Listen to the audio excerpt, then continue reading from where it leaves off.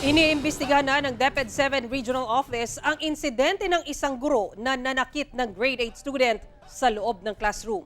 Para sa karagdagang detalye, makakasama natin si Alan Domingo ng GMA Regional TV Balitang Isdak Live. Alan. Sara, hanggang sa ngayon, hinihintay pa ng DepEd 7 ang official complaint laban sa guro na nasa video.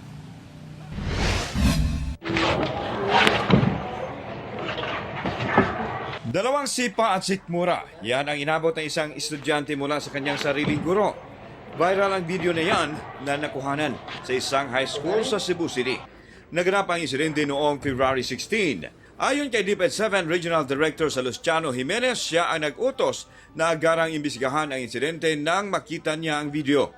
Giit ng DepEd, zero tolerance ang ahensya sa anumang klaseng pangmamaltrato sa mga mag-aaral. Nagharap na ang sangkot na guro at magulang ng estudyante. Sa meeting, naroon din ang abogado ng DepEd para mag-imbestiga. Ayon kay DepEd 7 Director, na hinihintay na lang ng tanggapan ang resulta ng imbestigasyon. At habang hinihintay ang resulta, magpapatuloy sa pagtuturo ang guro. Kung mapapatunayan na may kasalanan ng guro, pwede siyang patawan ng suspension, dagdag ng DepEd. Out our end, ato yung kamutan nga mapadali ang investigasyon para if ever there are violations, then we have to deal with it accordingly. Naaman yun tayo mga proseso nga angay na itong kualon kay we also have to listen both sides and maana na ito tadaon kung sa gyoy angay nga ipahamtang.